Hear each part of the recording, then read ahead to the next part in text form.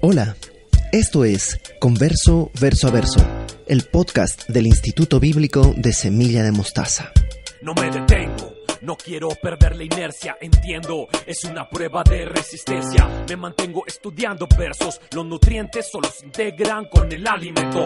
No me malentiendas, yo no hice nada, todo me llegó como un regalo debajo de mi almohada. De la noche a la mañana, nadie podía creer, entender lo que me pasaba. Algunos esperaban que se me pasara, ya fueron 4 años y sigo en las andadas. Y no pretendo dejar al camino, al contrario, espero su regreso a diario. Bienvenidos al programa Ve Palito Palito Palito. Hoy comenzamos escuchando la canción 100% de Fermín Cuarto del disco Los que trastornan al mundo. En esta ocasión platicaremos acerca de nuestra postura ante el fenómeno que se ha desatado en las redes sociales por el conflicto palestino-israelí.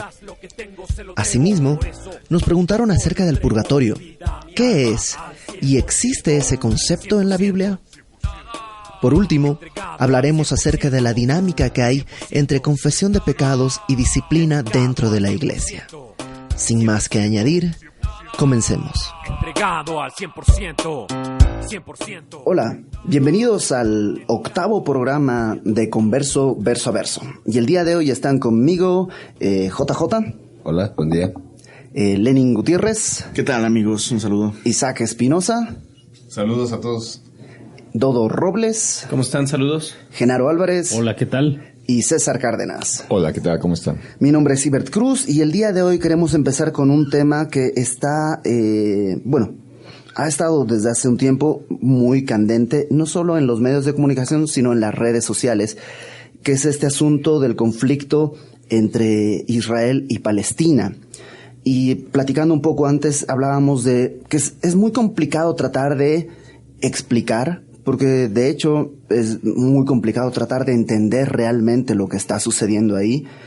Y más que tratar de desenredar qué es lo que está sucediendo entre Israel y el pueblo palestino en la Franja de Gaza, creo que podríamos pasar el tiempo más bien platicando acerca de cómo nosotros como creyentes, que realmente estamos muy alejados de la zona de conflicto, cómo deberíamos comportarnos, cuál debería ser nuestra postura, no política, sino como creyentes, cuál debería ser nuestra postura al respecto, porque en redes sociales, ustedes lo habrán notado, tenemos posturas claramente marcadas, algunos que son pro-Israel y algunos que son pro-Palestina, y dentro de la iglesia, ¿no? Dentro de creyentes, ¿no? Entonces, ¿qué es lo que piensan? ¿Cómo creen que un creyente cuál debería ser nuestra postura ante este conflicto? No hablando del conflicto, sino cómo debería ser nuestra postura. Creo que lo que mencionas es importante, ¿no? Antes que ser de cierta inclinación política o cierta postura de cualquier tipo, somos cristianos, ¿no? Aquellos que nos consideramos cristianos, tenemos que entender que Dios es amor, ¿no? Y que Dios entregó a Jesús para que todo aquel que en él crea no se pierda, mas tenga vida eterna. Entonces, tener eso en mente nos va a ayudar a no tomar en ese sentido ninguna parte, ¿no? Sino ponernos de alguna manera del lado de Dios, ¿no? Primera Timoteo capítulo 2 dice Pablo, ante todo exhorto a que se hagan rogativas, oraciones, peticiones y acciones de gracias por todos los hombres, ¿no? Creo que un creyente es algo que a mí me ha servido. Antes de cuando presenciamos un tipo de conflicto como antes de hacer cualquier otra cosa, opinar o tomar partido, tenemos que orar. Tenemos que orar. Sí, ¿alguien más? Pues creo que nuestra actitud siempre debe ser no solo de respeto, como dice Lenin, incluso de amor, ¿no? Y creo que si algo nos debe distinguir es eso, ¿no? Necesitamos el amor de Cristo a través de nosotros y necesitamos pensar como Cristo piensa cuando, pues, Cristo ama a todos, ¿no? No solo a su pueblo, Israel, que evidentemente tiene un plan, un propósito con ellos como su pueblo. Y pues creo que desde ese punto de partida tenemos que ser prudentes, necesitamos ser llenos del amor de Dios y de esa manera entonces poder expresar o pensar acerca de ese conflicto, ¿no? A partir de ahí. Yo creo, a mí me ha conflictuado porque amigos muy queridos están en ambos lados del espectro, ¿no? Amigos queridos están muy a favor de lo que está sucediendo allá, a favor de Israel, y algunos otros están dentro de la postura de apoyo al pueblo palestino y repudio al pueblo israelí. Y yo pensando al respecto, creo que tenemos que nosotros entender que la Biblia nos manda a orar por Jerusalén, ¿no? Hay bendiciones prometidas para aquellos que oran por Jerusalén, pero también estamos llamados a orar por todos los hombres, ¿no? Incluido el pueblo palestino. Creemos que las muertes son dolorosas, las muertes son dolorosas, sobre todo de aquellos que no han creído en el Evangelio, ¿no?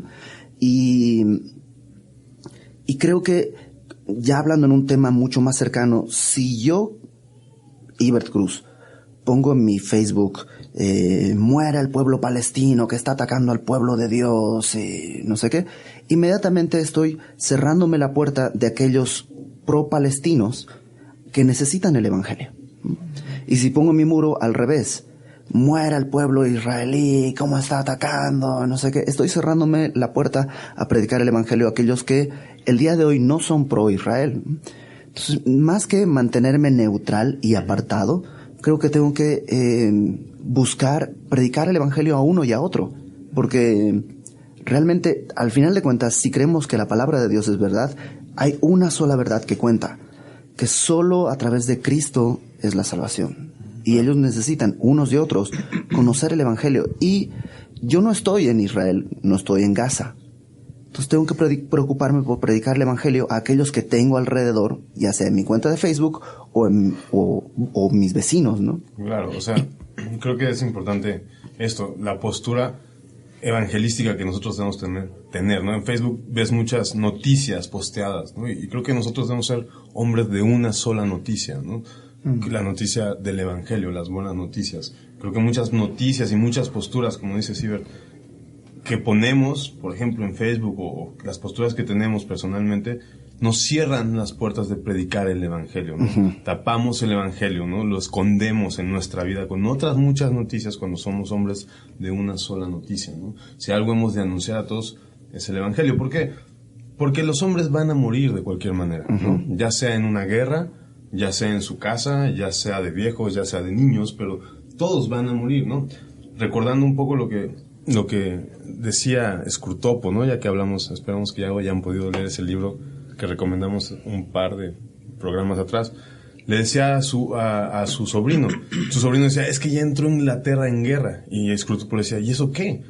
De hecho, hasta es peor porque los hombres se ponen a pensar en la muerte y entonces toman decisiones importantes, ¿no? Entonces vemos la muerte vemos la guerra como algo catastrófico, que sí lo es, pero más catastrófica es la muerte que está... La muerte sin Cristo. Sin Cristo, ¿no? La muerte sin Cristo que está aún sin guerra. En paz, exacto, ¿no? ¿Dodo? Y creo que esto también debería llevarnos a considerar el orar por nuestros hermanos creyentes en esos lugares, los ya cristianos, porque si estamos hablando, como decías, nosotros estamos de este lado del mundo, pero orar también por ellos, como bien decían, orar por los que están inmersos en este conflicto, tanto palestinos como israelitas, pero también orar por nuestros hermanos creyentes que están en ese lugar, que ellos están viendo de primera mano lo que pasa y que ellos puedan ser un medio para que se proclame el Evangelio, ¿no? En estos lugares.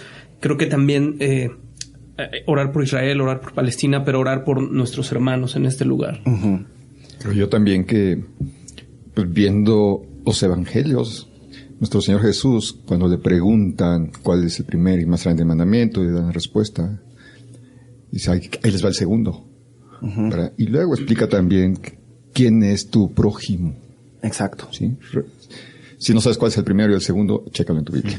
Pero en ese segundo, ¿quién es tu prójimo? Y pone este ejemplo de un samaritano y un judío, ¿no? Es decir, el samaritano, finalmente.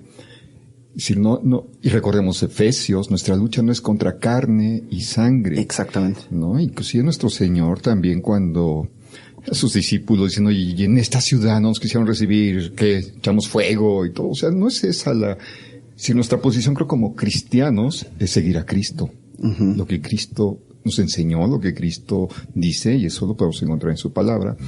Y no es tomar una posición, más quizá pueda parecerte que no estoy rebajando lo que está pasando, pero yo le voy a la América y a las Chivas. Uh-huh.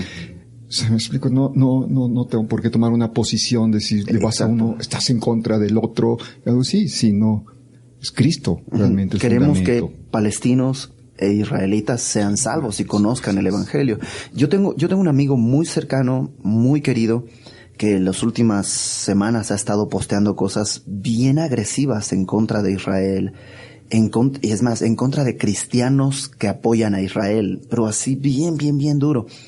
Y ha sido un reto para mí frenarme y no tomar una postura, porque lo que quiero es que mi amigo no solo venga a la iglesia, sino conozca el Evangelio. Y si yo tomo una postura agresiva en uno de las dos esferas, voy a terminar perdiendo la oportunidad de decirle, oye, eres no sé qué, estás mal, y bla, bla, bla. Te invito el domingo a la iglesia. Es como que me cierra la puerta, porque el punto central es que aquel que no conoce de Cristo, y no solo allá, sino aquel que aquí está posteando alguna cosa y no conoce de Cristo, mi labor es llevarlo a él, ¿no? Probablemente no voy a poder detener la guerra palestina, israelí.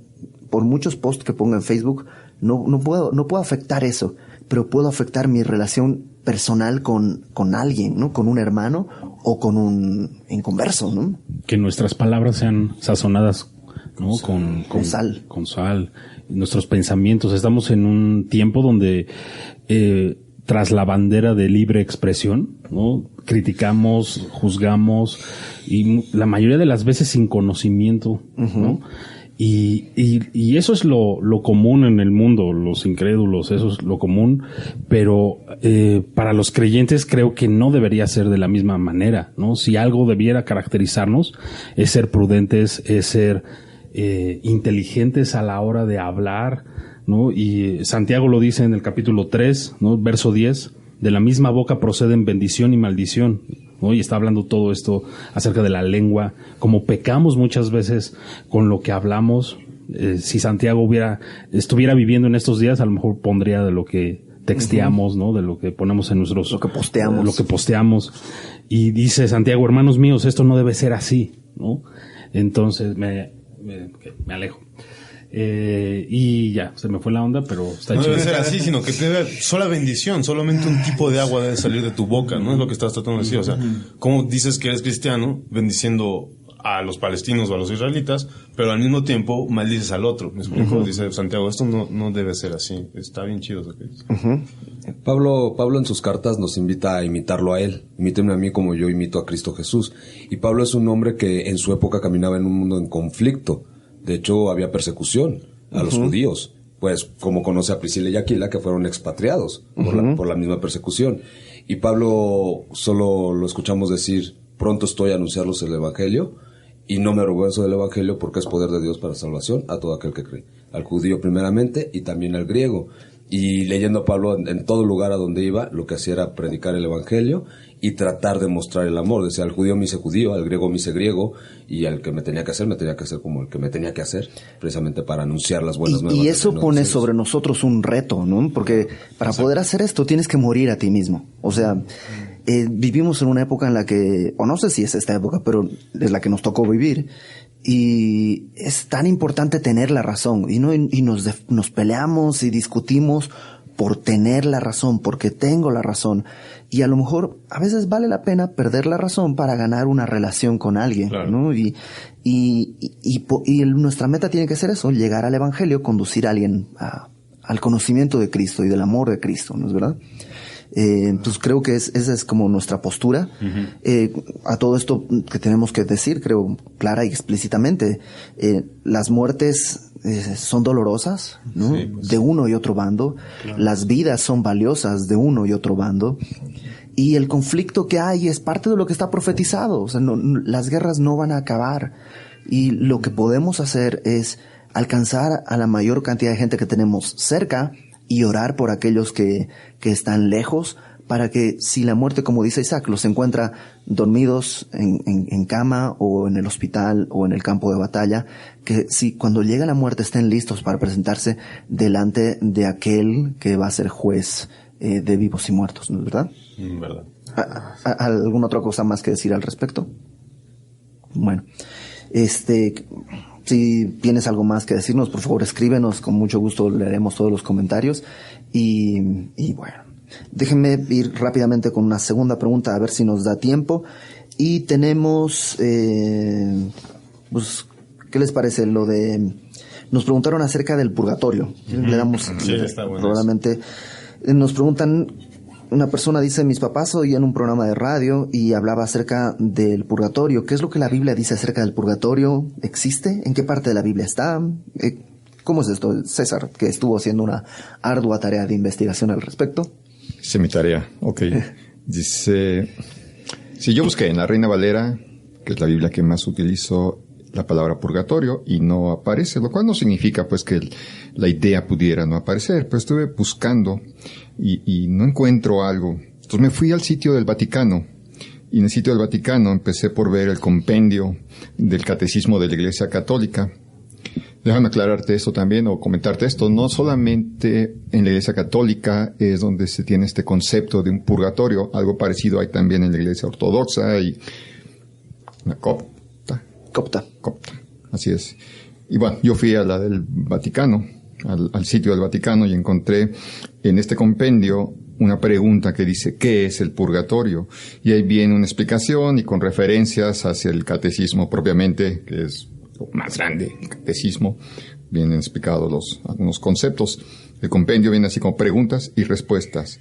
Y dice, la respuesta a esta pregunta dice, el purgatorio es el estado de los que mueren en amistad con Dios. Pero aunque están seguros de su salvación eterna, necesitan aún de purificación para entrar en la eterna bienaventuranza. Entonces, por lo menos para la doctrina católica, el purgatorio más que un lugar es un estado, ¿no? Un estado de personas salvas, pero que requieren purificación, ¿no? Esto para la doctrina católica, por lo menos. Así es. Y, según esto también, en la siguiente pregunta del compendio del catecismo, dice, ¿cómo podemos ayudar en la purificación de las almas del purgatorio? Dice, en virtud de la comunión de los santos, los fieles que peregrinan aún en la tierra pueden ayudar a las almas del purgatorio ofreciendo por ellos oraciones de sufragio, en particular el sacrificio de la Eucaristía, pero también limosnas, indulgencias y obras de penitencia. Okay. Si podemos, según esto, los que aún están vivos, hacer algo para acelerar la salida de este estado, ¿no? de esas personas. Entonces, básicamente el purgatorio es para personas salvas, esto según la doctrina católica, personas salvas, pero que necesitan purificación para poder entrar en el gozo de la vida eterna con el Señor, ¿no? En la presencia de Dios. Así es. Ahora, existe, aunque la palabra no exista, ¿existe ese concepto en la Biblia? En el mismo catecismo, o sea, ya no en el compendio, sino en el catecismo de la Iglesia Católica, encontré cuáles son las justificaciones por las cuales sale este concepto, y hacen referencia a algunos de los libros que consideramos apócrifos, Macabeo, y algunas otras citas también que están en nuestras Biblias. Pero si tú las lees, la verdad, yo no veo que esté hablando de algo así como un concepto de este tipo, de un lugar o un estado que necesitas. Así como si aún la sangre de Cristo no fuera suficiente, ¿no? Para haber pagado por todos. No solo los pecados, sino además nuestra limpieza, ¿no? Por decirlo así, ¿no? Algo que quieran agregar los demás. O sea, como resumen, el purgatorio para la Iglesia Católica es para salvos, pero que, o sea, ser salvo no fue suficiente, sino además necesitan un tipo de purificación antes de entrar a la presencia de Dios. Y que ese estado de purgatorio en el que están puede ser acelerado con limosnas, con mis peticiones y cosas así acá en la tierra por los que quedan vivos, ¿no? ¿Qué enseña la Biblia al respecto? ¿Qué es lo que la Biblia dice al respecto? Pues no solo para recalcar esto que estamos diciendo, la Biblia no habla acerca de este estado del purgatorio. De hecho, habla lo contrario. Por ejemplo, en Hebreos capítulo 9, verso 27, dice, y de la manera que está establecido para todos los hombres, que mueran una sola vez, y después de esto el juicio, ¿no? Uh-huh. La Biblia nos presenta esta verdad contraria al purgatorio, y prácticamente hay esperanza de vida eterna, hay esperanza de perdón de pecados, mientras estemos vivos, ¿no? Uh-huh. Y un poco hablábamos hace algunos programas de esto, ¿no? Dios no es injusto y de alguna manera se va a revelar a nuestras vidas, etcétera, etcétera, ¿no? Entonces, pero esto es lo que habla la Biblia. Sí, sería bueno recordar el programa 4, ¿verdad? En donde hablamos acerca de qué pasa cuando se muere el cuerpo, si el alma se va al cielo, que no sé, se duerme o algo así. Justamente estamos hablando acerca de ese versículo donde el ladrón recibe, ¿no? Escucha a Jesús diciéndole, hoy estarás conmigo en el paraíso, ¿no? Uh-huh. Eso significa que no hay un estado intermedio entre la muerte en esta tierra y, en este caso, ir a la presencia del Señor. Exacto, no hay aunque escuché una vez tuvimos voy a decir una conversación con unos testigos de Jehová que les dijimos algo así y nos dijo, no, es que ustedes no han entendido, porque cuando Jesús le dice hoy estarás conmigo en el paraíso, pero, o sea, el ladrón fue un ratito, ¿no? Hoy, y luego lo regresó. Solo le dio un tour. Exacto. Entonces, todo lo que te vas a perder. Exacto, ¿no? Entonces, creemos que no es ese concepto, ¿no? Y, por ejemplo, dice en Primera de Juan, si andamos en luz, como Él está en luz, tenemos comunión unos con otros, y la sangre de Jesucristo nos limpia de todo pecado, ¿no? Y en el versículo 9, si confesamos nuestros pecados, Él es fiel y justo para perdonar nuestros pecados y limpiarnos de toda maldad, ¿no? Entonces, su sangre es suficiente para limpiarnos, para purificarnos y realmente atribuir que es necesaria alguna otra obra para nuestra salvación, para entrar en comunión con Dios, es devaluar el valor del sacrificio de Cristo. Totalmente. Como que la idea, creo que principal de lo del purgatorio es que el sufrimiento del hombre, ya sea en este caso en ese estado del purgatorio, puede de alguna manera como reparar o resolver su situación. Si eso fuera posible, Cristo no habría muerto en la cruz. Uh-huh. Es así de sencillo, ¿no? Si mi sufrimiento pudiera de alguna manera tus limosnas o limosnas, lo que sea, ¿no? Uh-huh. Pues no habría muerto Cristo. No, estaba tratando de recordar dónde se encuentra esto y Pablo lo dice. Que no está. No, recordar que hay un texto que dice que con una ofrenda hizo perfectos para siempre a los santificados. Hebreos. Ajá. Pero no logro encontrarlo. Pero sí, Jesús hizo perfectos para siempre a los santificados. Ahí mismo en el capítulo 9. El capítulo 9. Es que justo traigo la Reina Valera contemporánea que recomendaron en uno de los programas y ahora ya no me hallo. Y dice Pablo, ¿no? En la carta de Galatas si fuera por las obras de la ley, la justificación, en vano murió Cristo, ¿no? O sea, a lo menso Dios mandó a su Hijo, si tú pudiste haberte salvado por lo que hacías, entonces ¿para qué muere Jesús? Y lo que realmente pasa es que no es posible salvarse por nada de lo que tú hagas. Por la misma el mismo concepto de que Dios tiene una justicia eterna y nosotros, aunque fuésemos justos, no somos eternos. Tenemos un punto de inicio y no alcanza nuestra justicia, aunque fuese lo más perfecta posible, no alcanzaría a pagar la justicia eterna de nuestra deuda con el Señor, ¿no? Y el problema principal con esta enseñanza o quienes creen esta enseñanza es que pues realmente vas en contra de todo lo que enseña la Biblia respecto a la salvación, ¿no? No depende de nosotros, sino es algo que proviene de Dios. Entonces tienes ese problema que va a estar chocando ahí, vas a tener que estar lidiando con eso. ¿Qué vas a hacer tú y qué es lo que Dios hizo? Entonces va en contra de todas las enseñanzas de la Biblia acerca de la salvación. Claro, perdón, ya encontré con la ayuda de Isaac. Hebreos 10 dice en el verso 12, pero Cristo, después de ofrecer una sola vez un solo sacrificio por los pecados, para siempre se sentó a la derecha de Dios. De allí en adelante está en espera de que sus enemigos sean puestos por estrado de sus pies.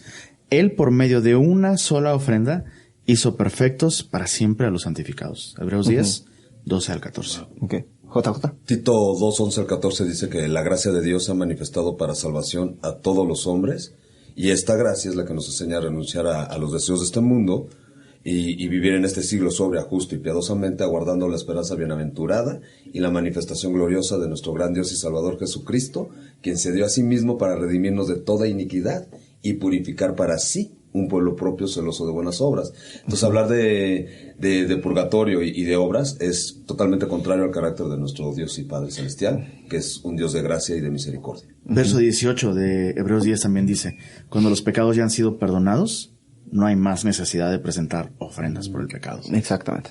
Con una fue suficiente. De lo contrario, Cristo tendría que estar ofreciéndose constantemente. Eso es lo que dice Hebreos capítulo 10. ¿No? Ok, creo que más o menos queda resuelto también ese tema. Y vamos a ver si podemos rápidamente finiquitar el último tema que tenemos para el día de hoy, que habla acerca de cómo pueden los pastores disciplinar a la iglesia y si alguien que ha pecado en la iglesia tiene que necesariamente confesar sus pecados al pastor. Creo que para empezar podemos decir que es bueno que confiesen sus pecados y es bueno que se lo confiesen al pastor. Muchas veces el pastor no tiene tiempo, pero esto tiene más que ver con una limpieza, ¿no? Con un deseo de ser limpio y transparente delante de Dios. Dios nos llama que confesemos, ¿no? Nuestros pecados entre nosotros, ¿no? Y dice la palabra que los pastores velan por nuestras almas y son unas personas a las que les debemos de alguna manera dar cuentas, ¿no? Por una salud espiritual con un corazón sencillo. Entonces, sí es bueno que las personas cuando pegan puedan acercarse, si no al pastor, a un líder, ¿no? A tratar de ser transparentes, a pedir ayuda, a pedir oración y que puedan confesar sus pecados, ¿no? Dios nos manda. La palabra confesión implica sacar a la luz algo que está oculto, ¿me explico? O sea, implica tener que, algo que no se sabe, tú tener que sacarlo a la luz. O sea, lo que decía, si yo te ofendo, no te tengo que confesar que te ofendí, porque es evidente, ¿no? Pero si pasa algo interno en mi corazón, entonces sí implica una confesión, sacarlo a la luz. Y la Biblia enseña que es bueno que lo hagamos, ¿no? Confesaos unos a otros vuestras ofensas, dice. ¿Alguien más?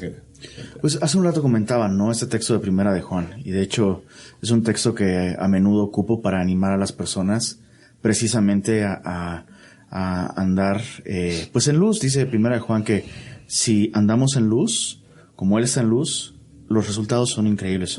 Tenemos comunión unos con otros. Y es muy interesante que el texto dice, y la sangre de Jesucristo su yugo nos limpia de todo pecado. Entonces lo está diciendo en el contexto de caminar en luz, es decir... Y no habla del contexto de salvación. No habla de contexto de salvación. Estamos entre hermanos, porque exacto, no necesitamos estar en luz para ser salvos. Exacto. Entonces,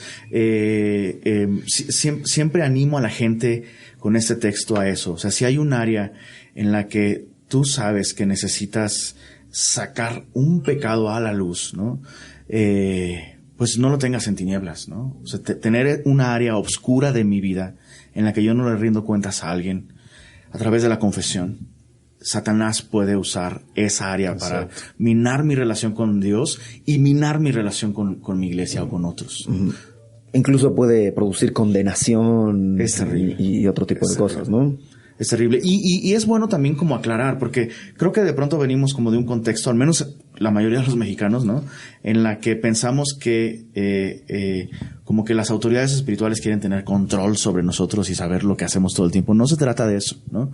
Es un asunto simplemente de cuidarnos, ¿no? Y eso, animar a la gente a, como decía Isaac, no tiene que ser el pastor de tu iglesia, pero puede ser algún amigo maduro en la fe, que sabes que te ama y que sabes que no te va a decir lo que quieres escuchar, sino lo que necesitas.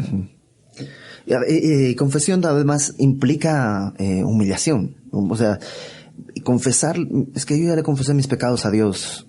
Está bien padre, pero te estás brincando un proceso de humillación carnal necesaria. Ir con alguien y decirle, estoy pecando en esto, o tú cometí este pecado, implica una humillación que a veces es buena, ¿no? Y un poco tal vez habría que aclarar esta idea del contexto en el que vivimos socialmente. Mucha gente nos dice, yo no tengo que pedirle perdón a nadie, ¿no? Ya se lo pedí a Dios y ya con que Dios... Porque venimos de este contexto del confesionario, ¿no? Hablando de la Iglesia Católica, en donde venimos de, yo se lo tengo que confesar a Él. Y ya si se lo confieso a Él, ya estoy libre, ¿no? También, o sea, al Padrecito, me parece. Pero tampoco funciona así acá, ¿no? Exacto. Acá es evidente que contra quien pecas en primera instancia es contra Dios. Y al primero que le debes pedir disculpas es a Dios mismo, ¿no? Pero, sin embargo, también la Biblia nos enseña, como dice Iber, a matar nuestra carne, ¿no? Humillándonos, ¿no? Como dice Lenin, a esclarecer esa área para que Satanás no siga teniendo control de esa área, a sacarla a la luz, ¿no? Claro, y creo que confesarlo con otra persona no tiene un valor redentivo, o cómo decirlo. No sé si usé la palabra correcta. Confesarlo a otros hermanos o pastores tiene que ver más con mi proceso de restauración. O sea, cuando yo le confieso mis pecados a Dios en arrepentimiento, ese pecado ha sido perdonado por completo, pero necesito de otros para yo poder ser restaurado. Y tiene que ver con eso. Y creo que a lo mejor un tema súper común y que además muchas veces tristemente se da una consejería, un consejo equivocado, es cuando ha habido infidelidad en el matrimonio, tienes que confesarle tu pecado a tu esposo o a tu esposa. O sea, yo ya me arrepentí y si le digo, ¿puedo arruinar mi matrimonio? No, o sea, tu matrimonio se pudo haber arruinado cuando pecaste, cuando despreciaste. Algo ya está roto.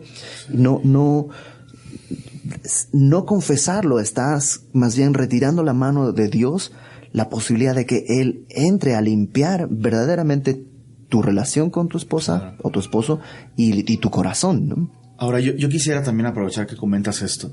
Creo que un rasgo de arrepentimiento genuino es el deseo de rendir cuentas a otras personas, especialmente si has ofendido a alguien más.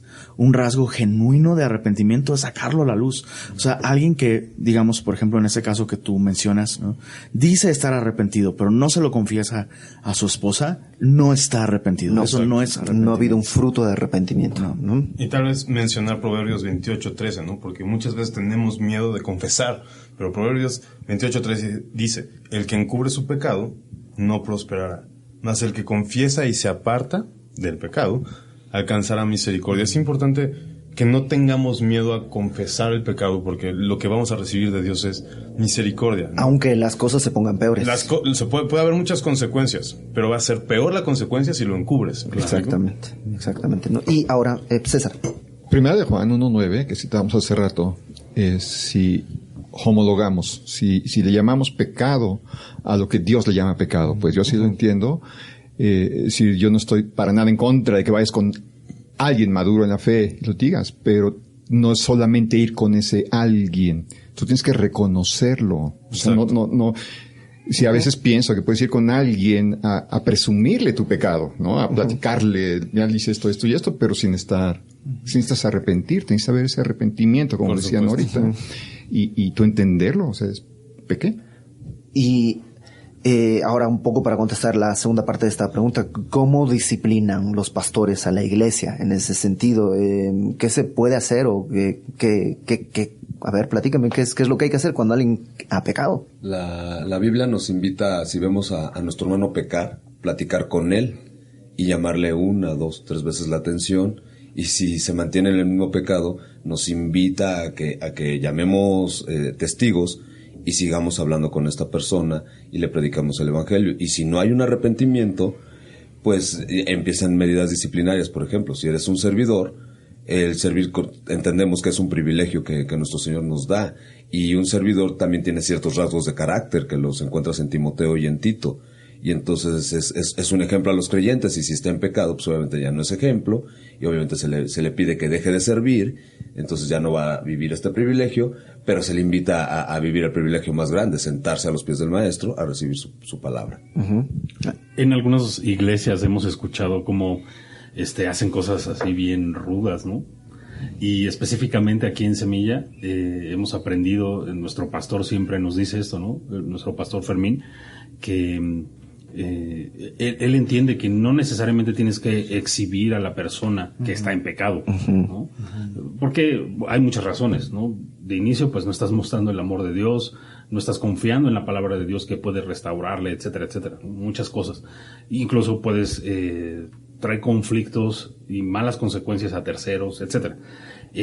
Pero simplemente de pronto Fermín lo comenta a los demás pastores, ¿no? Y de alguna forma, siendo los demás pastores también parte del cuerpo de Cristo, parte de la iglesia, de esa manera podemos atacar, ¿no? el problema, el pecado, o incluso simplemente a lo que quiero decir es que no se hace, en Semilla por lo menos, no se hace público, ¿no? No una se exhibición pública. Se exhibe, ¿no? Públicamente. Por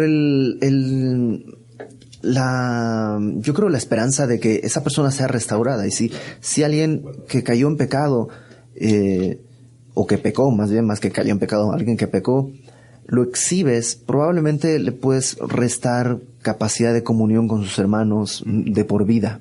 ¿Y qué tal que se arrepiente y hay un daño ya hecho, ¿no? Pero por otro lado, también en Semilla hemos tenido que pedirle a la gente que deje de venir, ¿no? Hemos tenido que decirle que si quiere venir, tienen que ser bajo ciertas condiciones a buscar al Señor, pero si permanece en cierta conducta, las puertas están cerradas y no puede venir. Pero no es porque pecó, es porque ha mantenido una conducta decidida, obsesiva de pecado, y que además pone en peligro a otras personas, ¿no? de la iglesia. El Salmo 32 está increíble en cuanto a esto, ¿no? Bienaventurado aquel cuya transgresión ha sido perdonada y cubierto su pecado. Bienaventurado el hombre a quien Jehová no culpa de iniquidad y en cuyo espíritu no hay engaño, ¿no? Entonces, pues otra vez volvemos al mensaje central, ¿no? Tenemos perdón de pecados a través de la sangre de Cristo, y siempre Él está disponible para nosotros, para cuando Juan también lo muestra así, ¿no? En el capítulo 2. Estas cosas les escribo para que no pequen, pero si alguno hubiera pecado, abogado tenemos para con el Padre, a Jesucristo el justo. Y la única forma para que nuestros pecados sean perdonados, pues es confesándolos, es humillándonos, ¿no? Delante de Dios, y pues esa es la gran oportunidad que Dios nos da. Yo solo quisiera no sé, es mi punto de vista. Creo que es muy diferente cuando se tiene que, no sé, a veces no sé a qué se refiere la gente con disciplinar a un creyente, ¿no? Es cuidado pastoral, sencillamente es cuidado pastoral. Entiendo que hay una manera de reprender a una persona cuyo resultado de esa reprensión es más lastimarle que restaurarle o hacerle bien. Y dice en Hebreos 12 se habla un poco acerca de la disciplina de Dios. Y dice en el verso 12, levanten pues las manos caídas y las rodillas entumecidas. Sigo leyendo en Reina Valera Contemporánea. Dice, enderecen las sendas por donde van para que no se desvíen los cojos, sino que sean sanados. El propósito de la disciplina no es castigar. No es lastimar a la persona para o que aprenda. Exacto. Sino ayudarle a corregir algo que puede desviarle de su relación con el Señor.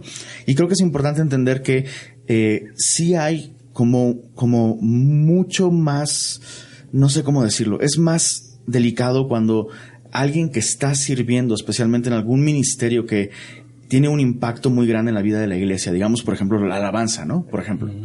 Es muy diferente, creo, el proceso de una persona así que con un creyente, en el sentido de que si alguien en un ministerio cae en pecado, creo que debe dejar de servir. Sí, definitivamente tiene que dejar de servir. Y algunas veces es muy difícil ese proceso, ¿no? Pero tiene que ser así. Y es una cuestión de cuidar a la Y tristemente, a veces lo que se hace es tratar de... Es que, híjole, pues, si él deja de servir, se va a lastimar la gente que ha empezado a creer por esa persona, y quién va a quién va a sustituirle, y en ese caso se está dando privilegio, o se prefiere al ministerio que al ministro, ¿no? Y en Semilla hemos entendido que es más importante el ministro, y si el ministerio se tiene que cerrar, pues se cierra. Al final de cuentas, lo que nos interesa son las personas, ¿no? Claro. A lo mejor hay que decir que, bueno, si la iglesia de alguien que nos está escuchando no lo hacen así, pues es un asunto de Dios con la dirección del pastor, y Dios dirigirá. No pretendemos imponer esto a nadie. Es la forma en la que nosotros hemos entendido. Lo que nosotros buscamos es la restauración, no el castigo. Y creemos que Dios puede hacerlo a través de la gracia dada en Cristo Jesús y a través de la palabra, ¿no? Además, creo que si nosotros permitiéramos que siga sirviendo en pecado, le hacemos un daño grande, porque puede él empezar a creer que te está bien las cosas, ¿no? Y el servicio se puede volver religión. Empiezas a cubrir tus faltas y tus pecados a través de obras, ¿me explico? Y es muy sencillo para el ser humano, para nosotros, como eso, ¿no? Como decir, pues estoy sirviendo, estoy apoyando, estoy contribuyendo. Y no, también los quitamos del servicio también para que puedan estar solo con Jesús, ¿no? Y no haya este estorbo, porque recordamos lo que Jesús le decía a Marta, ¿no? Okay. Quizá vale la pena, quizá no ahorita, pues quizá en otra pregunta, cuando venga la pregunta, entender, si yo no conozco un cristiano que no haya pecado nuevamente después de haber recibido a Cristo. Totalmente. Y si todos los cristianos, por ejemplo en Semilla, que vienen cada domingo, pasaran con el pastor, creo que me refería a esto, creo que quizá tenemos que entender. Yo no pienso ahorita, no se me ocurre una manera de poder decir este pecado, o si confiesas algo, este pecado, arrepiéntete. O sea, en todos tienes que arrepentirte, en todos tienes que confesarlo, si reconocer lo que es pecado, cuando menos, ¿no? Claro. Y creo que en todos necesitas buscar a alguien que te ayude. Es decir, si estás un problema de envidia, tienes que ir con alguien y decirle, oye, ayúdame a orar, por favor, ora por mí. Estoy viviendo una época de ingratitud y no digas, yo no soy envidioso, nomás quiero lo que tú tienes, ¿no? Es como que disfrazarlo. Lo que decía César, homologueo, hablar lo mismo, confesar es eso, decirle pecado a lo que Dios llama pecado. Y una vez que entiendo que estoy enfermo, entre comillas enfermo, ¿no? Ir al doctor, ¿no? Como él dijo, los que tienen necesidad de médico son los enfermos, no los sanos. Si yo empiezo a pensar que estoy sano, y no estoy diciendo que el pecado sea una enfermedad y no es mi culpa, sino en este sentido, cuando yo entiendo mi naturaleza, puedo correr a aquel que puede restaurar mi comunión con Dios y transformarme, ¿no? Dice en Gálatas 6:1, ¿no? Hermanos, si alguno fuera sorprendido en alguna falta, vosotros que sois espirituales, restauradle con espíritu y mansedumbre, considerándote a ti mismo, no sea que tú también seas tentado. Sobrellevad los unos las cargas de los otros y cumplid así la ley de Cristo, ¿no? Esta idea de, pues si alguien es sorprendido en una falta, no te creas tú muy chicho, ¿no? Sino date cuenta que tú también puedes caer en eso, y solamente hay que ayudarlo a su restauración. No es como lo que decía Lenin, ¿no? No es como disciplinarlo nomás por disciplinarlo, ¿no? Ok, pues ya nos pasamos como 10 minutos del tope. Entonces, pues ya decidiremos si vamos a mandar este programa en 2 capítulos o en 1, y para personas de largo alcance. Pues si tienes alguna duda, quieres ponerte en contacto con nosotros, pues escríbenos, mándanos un correo, por ahí encontrarás los datos. Ya no quiero alargarme más y vamos a pedirle a todos, por favor, que se despidan. Y Isaac, despiertas a Dodo cuando le toque, ¿no? Soy JJ, hasta luego. Soy Lenin. Isaac, despiértate. Es cierto. Dodo, Rodolfo. Dios les bendiga, Genaro. César. Mi nombre es Ibert Cruz, que Dios los bendiga y nos vemos en una próxima oportunidad. Adiós. Sabes, ya está decidido, y esto lo digo en mis 5 sentidos. No hay vuelta atrás, no hay regreso. Tendrían que hablar directamente con el dueño de mi espíritu, de mi vida y de mi cuerpo. Él me ha comprado, su sangre es el precio. ¿Quién puede pagar mejor salario que una vida eterna completa a su lado? Bendiciones que se han acumulado, promesas que se han multiplicado, todas con un cumplimiento en concreto. Dime si no voy a entregarme por completo. 100%. Entregado al 100%. 100%. Dedicado al 100%. 100%. Entregado al 100%. 100%. Dedicado al 100%.